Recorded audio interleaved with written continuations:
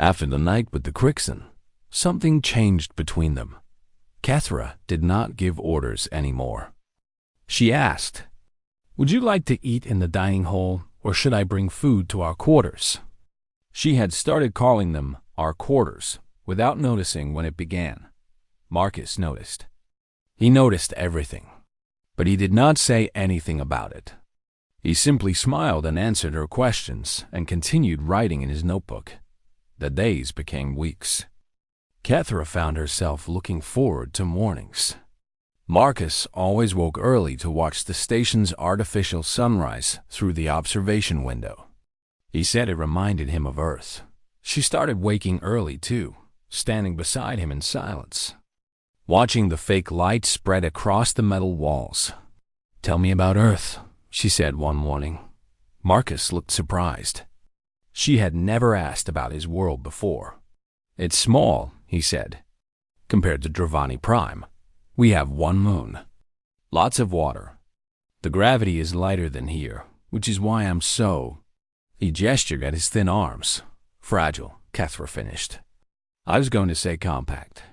He grinned. "But yes, fragile works too."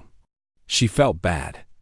Not for the word, but for how many times she had thought it about him. "Tell me more," she said. So he did. He told her about blue oceans and green forests. He told her about cities that never slept and small villages where everyone knew each other's names. He told her about his mother, who taught children, and his father, who built bridges. "Bridges?" Kethra asked. "Structures that connect two places over water or valleys, so people can cross. Your father's work was to connect things." Marcus smiled. "I never thought about it that way. But yes, I suppose that's what I do too. Build bridges between people." Kethra looked at him differently after that. He was building a bridge to her. Slowly, carefully, word by word. And she was letting him. A week later, they attended a diplomatic reception. The large hall was filled with representatives from 30 species. Music played. Food covered long tables. Everyone wore their finest clothes and spoke in careful political words. Kethra hated these events, but Marcus seemed to enjoy them. He moved through the crowd easily, talking to everyone, remembering names and faces. She watched him make a Torvax merchant laugh. She watched him discuss philosophy with a Velen priest. She watched him compliment a Dravani ambassador on her clan markings. "Your human is impressive," someone said beside her. Kethra turned. Ambassador Drenak stood there, old and scarred, with the markings of 100 battles on his scales. He was respected among their people. His opinion mattered. "He is capable," Kethra said carefully. "I have watched him all evening. He sees people. Truly sees them. That is rare." Drenak looked at her with knowing eyes. "You are fortunate in your assignment, Commander. It is merely duty, is it?" The old ambassador smiled and walked away. Kethra watched Marcus across the room. He was laughing at something, his whole face bright with joy. Other species leaned toward him when he spoke, drawn in by his warmth. He had no claws, no fangs, no armor. But everyone wanted to be near him. She understood now. This was the human weapon. Not strength of body, but strength of connection. They made you want to know them, made you want to protect them. And in doing so, they became impossible to ignore. Later in the evening, a young Dravani warrior approached her. His name was Korax, from a minor clan that had always envied her family's position. "Commander Voss," he said with a mocking bow, "I see you have trained your pet well. He performs nicely for the crowd." Kethra felt heat rise in her blood. "Choose your next words carefully. Why? Will your human fight me?" Korax laughed. He would break like dry wood. "I do not understand why the High Command wastes a warrior like you on nursemaid duty. Unless perhaps you have grown soft yourself." Kethra stepped forward. Her hand found his throat before he could react. She lifted him off the ground with one arm. His feet kicked uselessly in the air. "He is not my pet," she said quietly. The room had gone silent. Everyone watched. "He is my partner. Insult him again, and I will tear out your spine and hang it from the station's highest point. Do you understand?" Korax made a choking sound that might have been yes. She dropped him. He fell to the floor, gasping. His friends helped him up and quickly moved away. Kethra turned and found Marcus standing behind her. His eyes were wide. "Partner?" He said softly. She had not meant to use that word. In the Dravani language, it meant something deep, something sacred. Partners were equals. Partners chose each other. Partners would die for each other. She started. "You called me your partner," Marcus repeated. He was not upset. He looked pleased, surprised and pleased. The words slipped out. "I did not mean." "Did you mean it?" She stopped. The question hung in the air between them. The whole room was watching, but Kethra suddenly did not care about any of them. There was only Marcus. Small, fragile Marcus, with his warm eyes and his endless questions and his strange human way of making her feel seen. "Yes," she said. "I meant it." Marcus smiled. It was the brightest smile she had ever seen on any face in any species. "Good," he said, "because I meant it too. When I asked to be assigned to you specifically, you asked for me? I read about you. The warrior who questioned the old ways. The commander who refused an arranged bonding because she believed in choice. I wanted to know someone like that."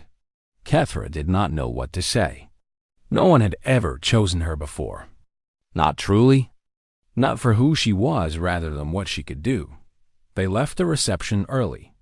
They walked through the quiet corridors of the station, side by side, not speaking. But the silence was comfortable now. The silence of two people who understood each other. When they reached their quarters, Marcus stopped at his door. "Kethra," he said. It was the first time he had used her name without her rank. "Thank you for defending me. You do not need to thank me. I know. That's why I'm thanking you." He smiled that strange human smile. "Good night, partner." He went inside. The door closed. Kethra stood in the corridor for a long time, feeling something warm spreading through her chest. It felt like sunlight. It felt like coming home after a long war. She did not know the word for it yet, but humans probably did. Humans had words for everything. She went to her room and, for the first time in many years, fell asleep smiling. The message came 3 days later. Kethra read it on her tablet while Marcus slept. Her blood turned cold. The words burned in her mind like poison. Warlord Thrax was coming to Varantos Prime. She had not spoken his name in 5 years.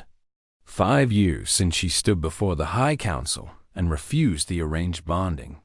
5 years since she told him, in front of everyone who mattered, that she would rather die than be his. Thrax had not taken it well. He was larger than her, older, more experienced. His clan had power and money and the support of the traditionalists who believed females existed only to produce strong offspring. When she refused him, she had embarrassed him, made him look weak. In Dravani culture, such insults were not forgotten. Now he was coming here. The message said it was for diplomatic purposes. Kethra knew better. She did not tell Marcus. She told herself it was to protect them. He would worry. He would try to help.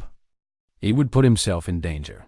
But when Thrax's ship docked 2 days later, Marcus was standing beside her anyway.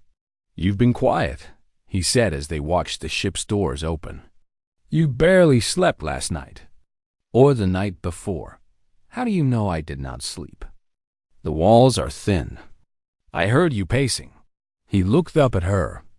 "Whatever's coming, you don't have to face it alone." Before she could answer, Thrax emerged.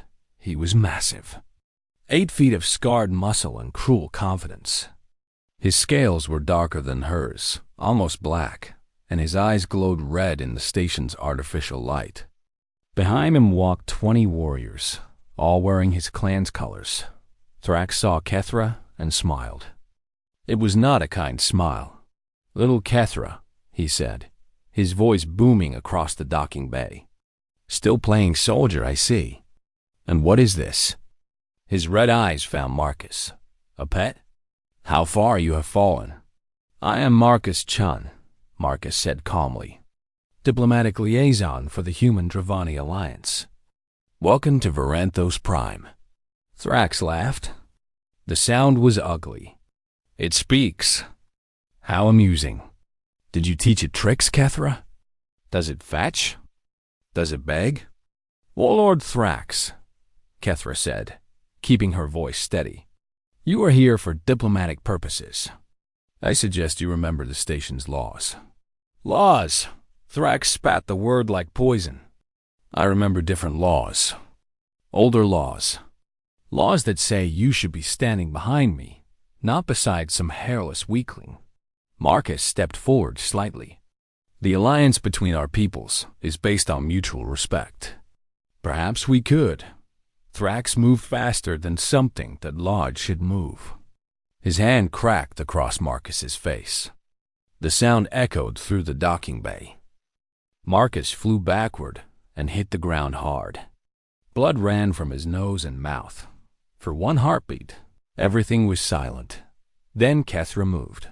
She crossed the distance between them in an instant. Her body slammed into Thrax with all her strength. They crashed to the floor together. She ended up on top, her knee on his chest, her blade pressed against his throat. "Don't harm him," she growled. Her voice was barely recognizable. It was the voice of something primal and dangerous. "He's my partner." The word rang out across the docking bay. Partner, in front of everyone. In front of Thrax's warriors and the station's officials and the representatives of a dozen species. Thrax's eyes went wide. Then they narrowed with pure hatred. "Partner?" he hissed. "You use that sacred word for this." "Creature?" "I use it because it is true. You have shamed yourself. You have shamed all Dravani." His red eyes burned. "I invoke the right of challenge." Kethra's blood went cold. The right of challenge was ancient law.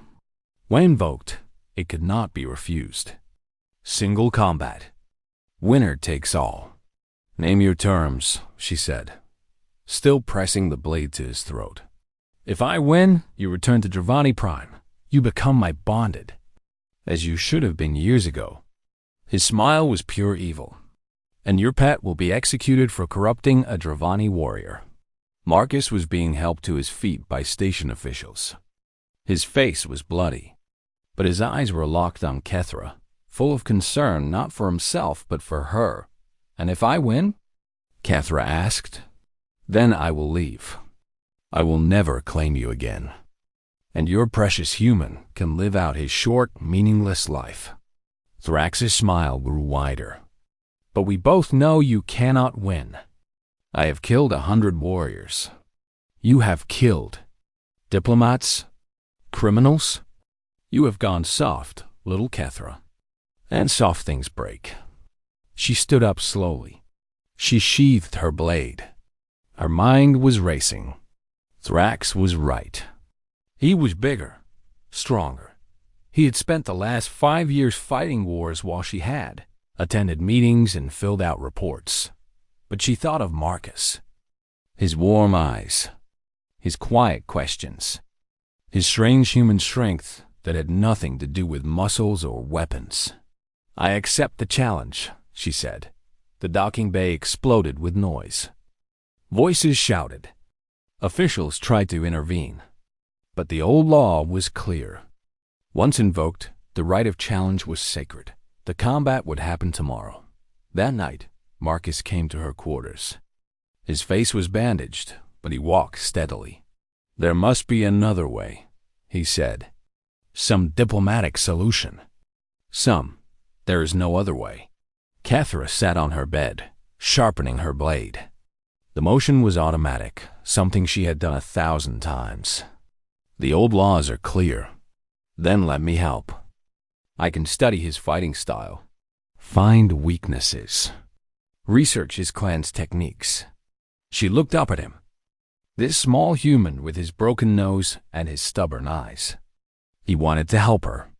Even now. Even facing death if she lost. Why do you care? She asked softly. You could leave. Request a new assignment. No one would blame you. Marcus sat beside her. He did not touch her, but she felt his warmth. Because you called me partner, he said. And I meant it too. You're not just my assignment anymore, Kethra. He paused, searching for words. You're the first person who ever really saw me. Not as a weak human. Not as a useful tool. Just as me. You are not weak. I can't fight like you. I can't protect you tomorrow. Kethra touched his face gently. Her clawed hand was huge against his soft skin. But she was careful. So careful. You protect me in ways you don't understand, she said. You make me want to be better. You make me want to live. She smiled sadly. That is more than any warrior has ever given me. Marcus leaned into her touch. Then live, he whispered. Please, win tomorrow and live. For you? For us. Kethra pulled him close. He was so small in her arms. So fragile. So precious. Tomorrow she would fight. Tomorrow she might die. But tonight she was not alone. And that was worth more than all the victories in the galaxy. Commander Kethra Voss stood at the docking bay of Varantos Prime, her arms crossed over her armored chest. She was tall, even for a Drovani. 7 feet of muscle, green-scaled skin, and golden eyes that had watched enemies die on a dozen worlds. Her people were warriors. They had conquered star systems. They had never lost a war dot, and now her high command had sent her to babysit a human. The transport ship opened its doors with a hiss of pressurized air. Kethra expected someone impressive. Perhaps a human soldier with scars and cold eyes. She had heard stories that some humans could fight. Not well, of course. Not like Dravani. But enough to earn a small amount of respect on. Instead, a small man walked down the ramp. He wore simple clothes. He carried a bag of books and a tablet computer. He had soft brown skin, black hair that fell across his forehead, and eyes that looked around the station with wonder. Like a child seeing snow for the first time, Kethra felt her stomach turn with disappointment. The man walked up to her and smiled. He had to tilt his head back to look at her face. Most species did, but he did not seem afraid. That was something, at least. Commander Voss? He asked. His voice was quiet and warm. I'm Marcus Chun. I believe we'll be working together. He held out his hand. Kethra stared at it. She knew this human greeting. She did not take his hand.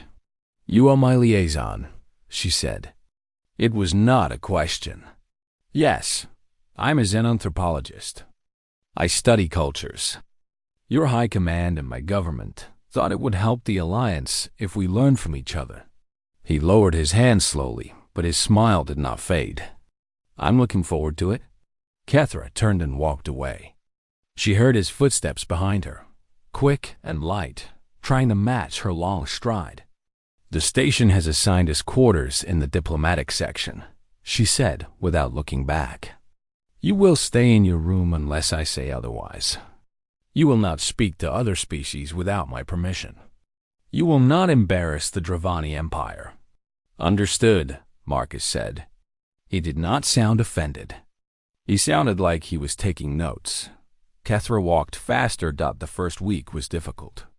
Kethra did not understand why the humans had sent this man. He could not fight.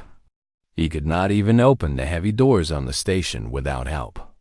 When a group of Torvax merchants pushed past him in a corridor, he stumbled and nearly fell.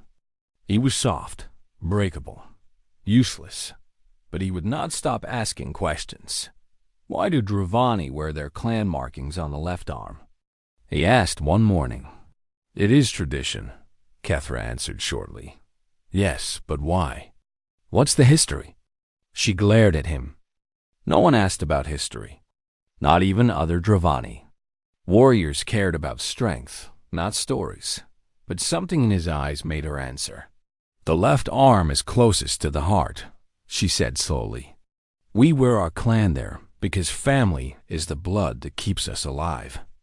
To cut the left arm is to cut the connection to those who came before. Marcus wrote in his notebook. That's beautiful, he said softly. Kethra did not know what to do with that word. No one had ever called her culture beautiful. Days passed. Marcus asked more questions. He asked about her grandmother, a famous warrior who had died defending a colony from invasion. He asked about the songs Dravani children learned. He asked about the meaning of the small rituals she performed each morning. And Kethra found herself answering Dot. She did not know why. Perhaps because he listened. Really listened.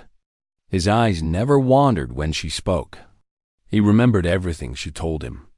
A week after she mentioned her grandmother's name, he used it correctly in a sentence with the proper honorific that most aliens never learned.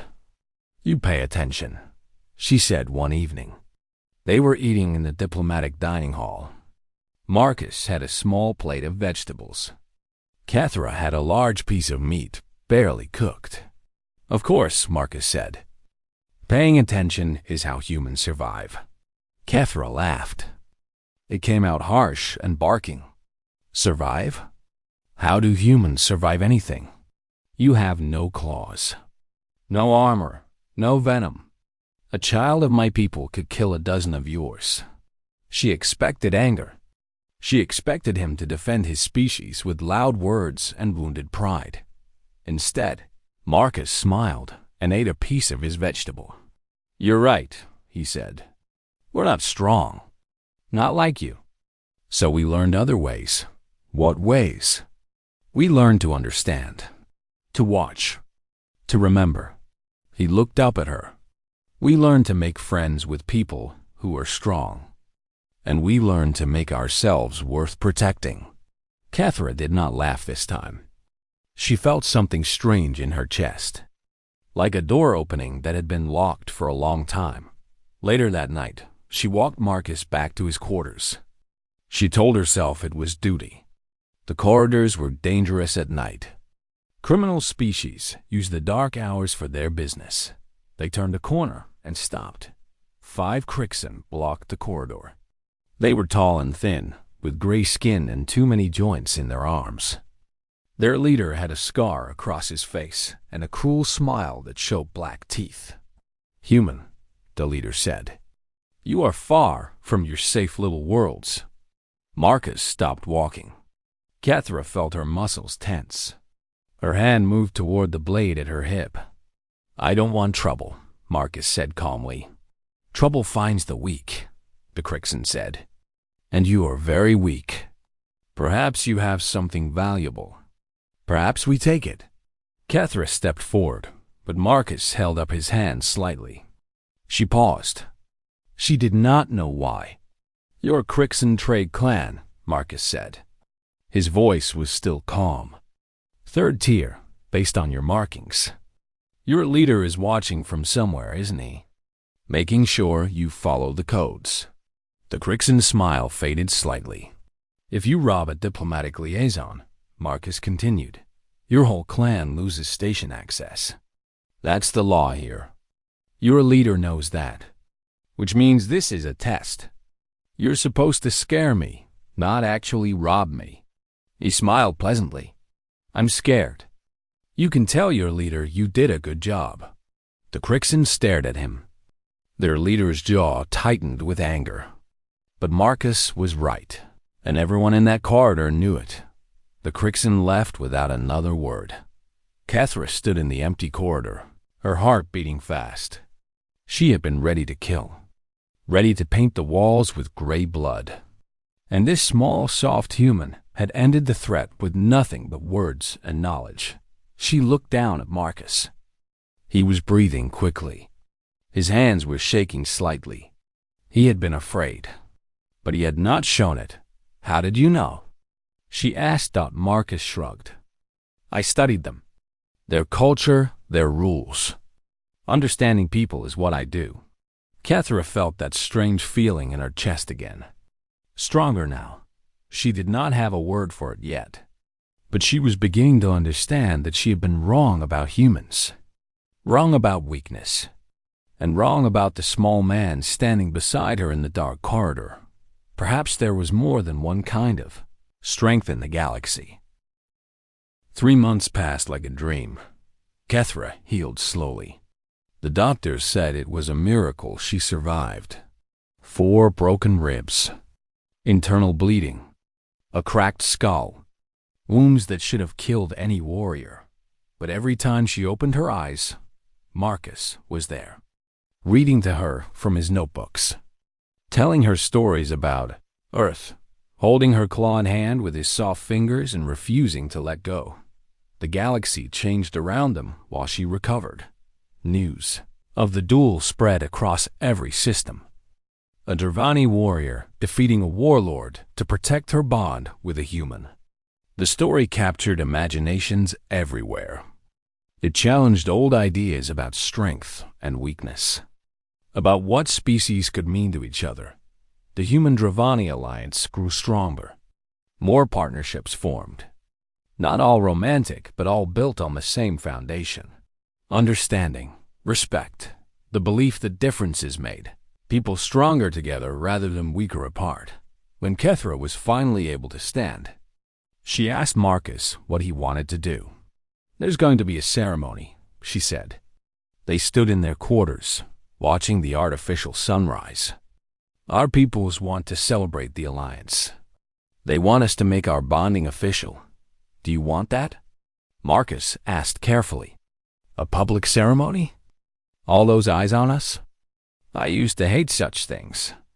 The politics, the performance." She looked down at him. He seemed taller now. Or maybe she had simply stopped measuring him by height. "But I want everyone to know. I want the galaxy to see that you are mine and I am yours." Marcus smiled. That bright, warm smile that still made her chest feel strange. "Then let's give them something to remember." The ceremony took place on a Dravani ceremonial ship, floating in deep space. Around them gathered ships from dozens of worlds. Humans, Dravani, Velen, even Crixon, including the smuggler leader from that first encounter in the corridor. He had risen to legitimate power now, and he came to pay his respects. The ship's great hall was decorated with flowers from Earth and weapons from Dravani Prime. Human music played alongside Dravani war drums. 2 cultures meeting in the middle, finding harmony in their differences. Cathra wore armor polished until it shone like mirrors. Marcus wore a traditional human suit, dark and simple. They looked strange together. The massive warrior and the small scholar. The predator and the prey.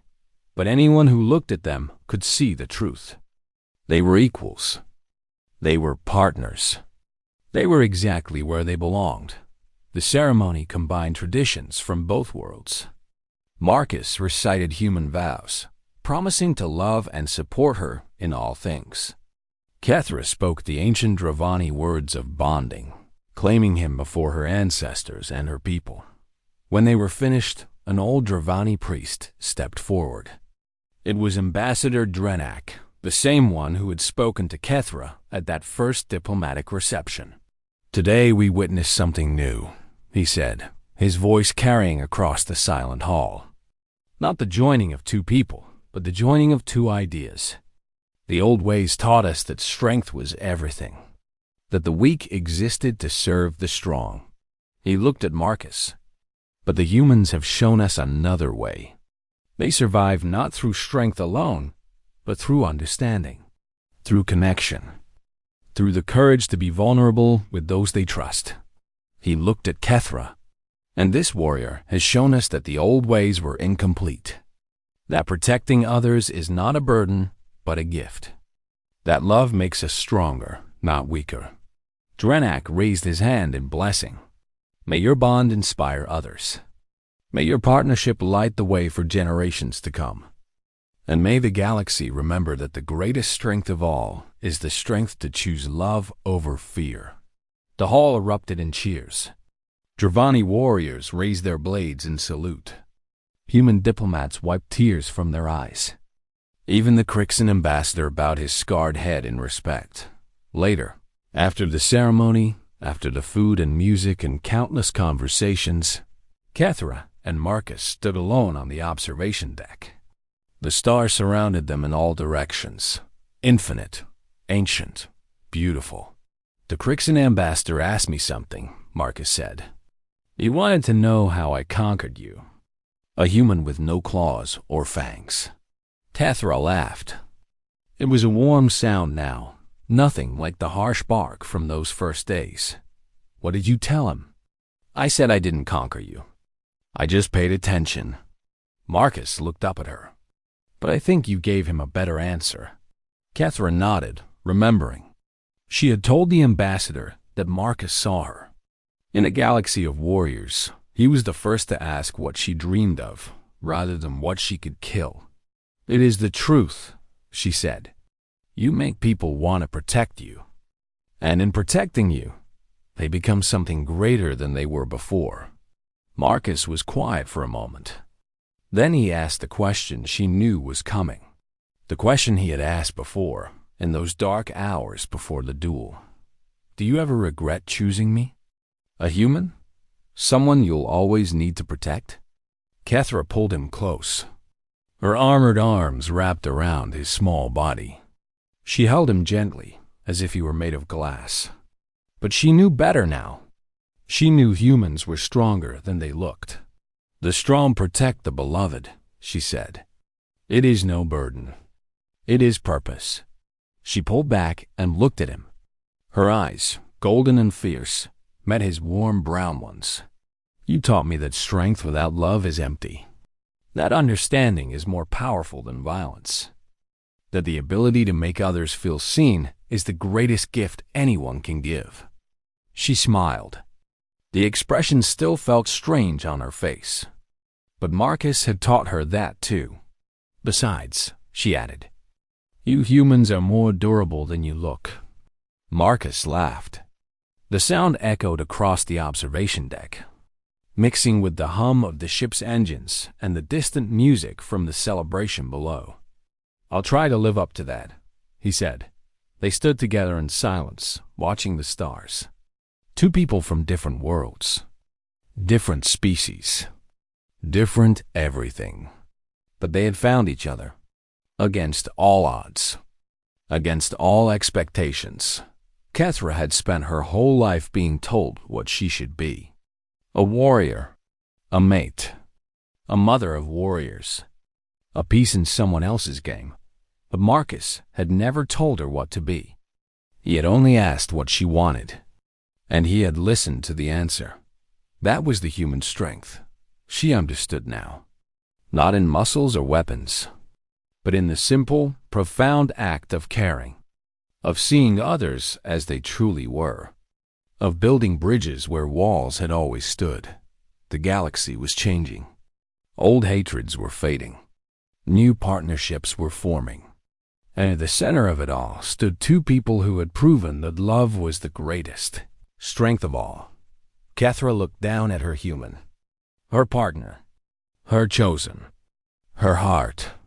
Come, she said. The celebration continues. And I believe the humans have something called dancing that you promised to teach me. Marcus grinned. You're going to be terrible at it. Probably.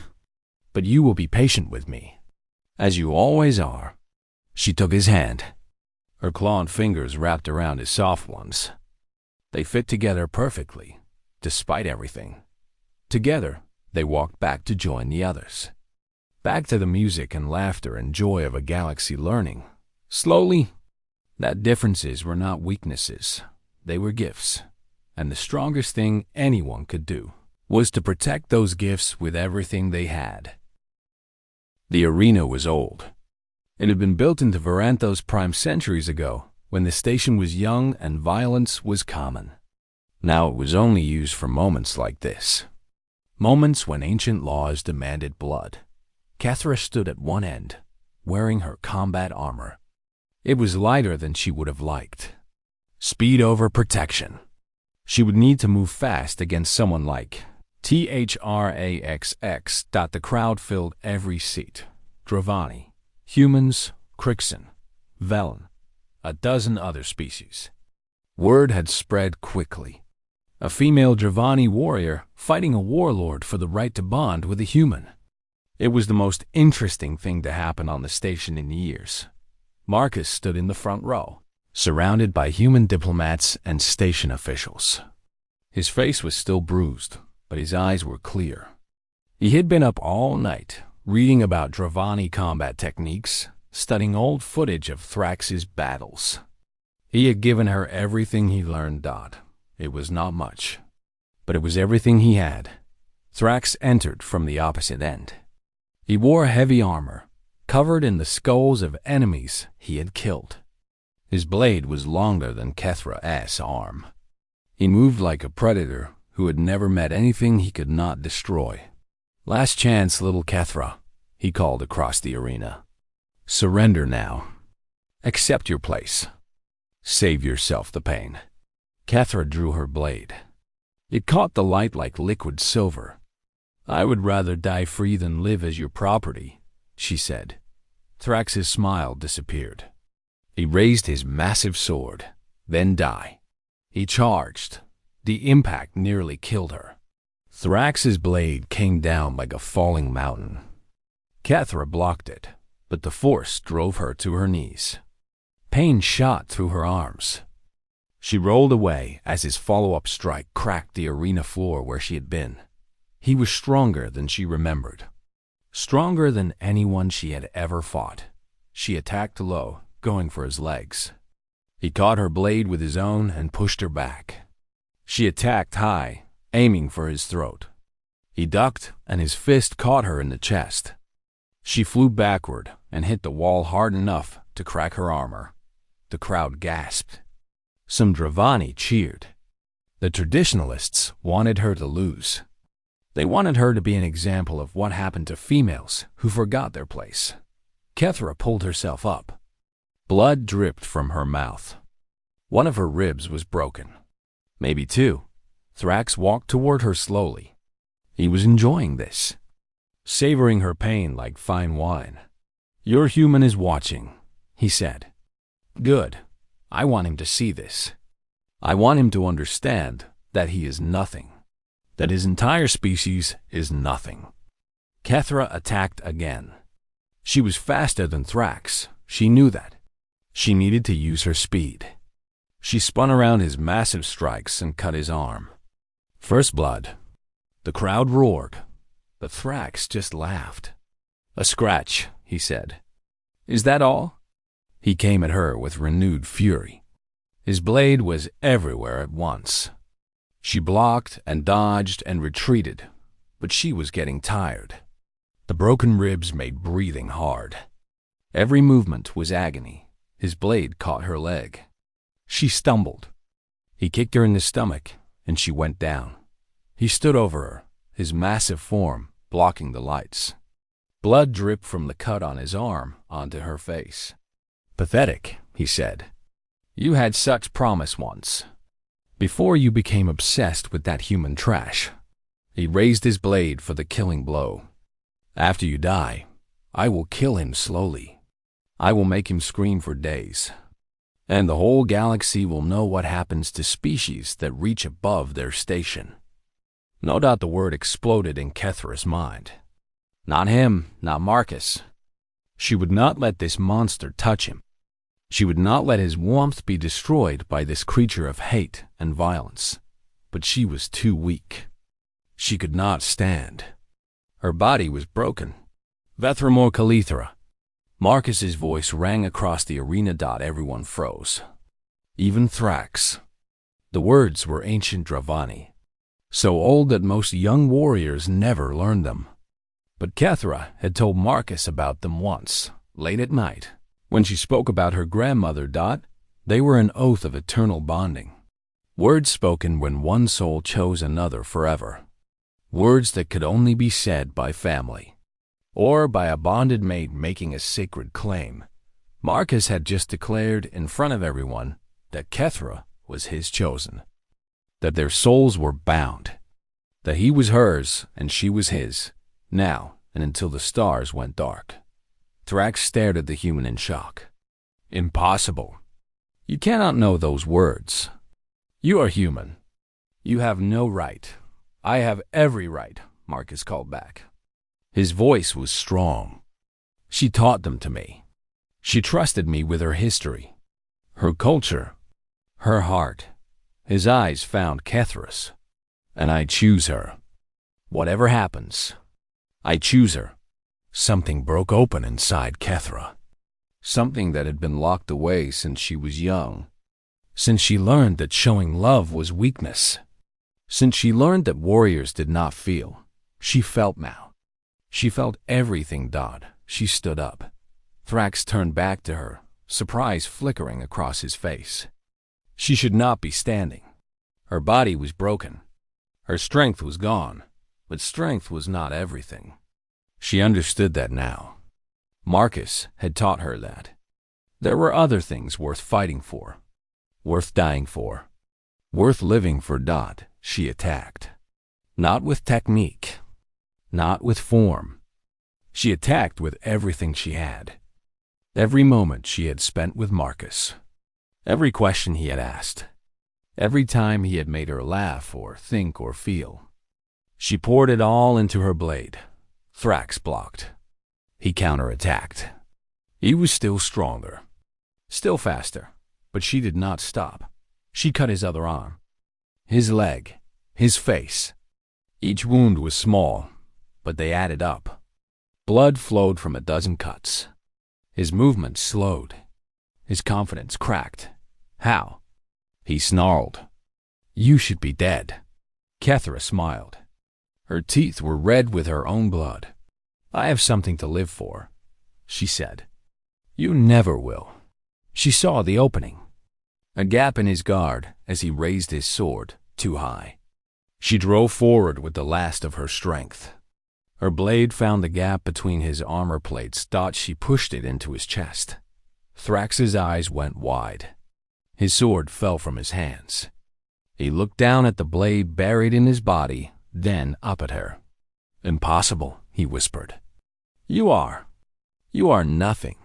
No, Kethra said, twisting the blade. I am something you never understood. I am loved. Thrax fell. The arena was silent. Then it exploded with noise. Voices screaming. Some in anger. Some in joy. But Kethra heard none of it. She fell to her knees, her strength finally gone. Her vision blurred. The world spun around her. But then Marcus was there. He pushed through the officials trying to stop him. He ran across the bloody arena floor. He dropped to his knees beside her and pulled her head into his lap. You did it, he whispered. Tears ran down his bruised face. You won. Stay awake. Help is coming. Just stay awake. Kethra smiled up at him. Her small, fragile human. Her partner. Her chosen. You spoke the words, she murmured. I meant them. I know. She reached up and touched his wet face. I choose you too. Now and forever. Medical teams rushed toward them. The crowd continued to roar. The galaxy would never forget what happened today. But Kethra did not care about the galaxy. She cared about the warm brown eyes looking down at her, the gentle hands holding her head, the quiet human voice telling her to hold on. She closed her eyes and let the darkness take her. But she was not afraid, because she knew when she woke up, he would be there. And that was all that mattered.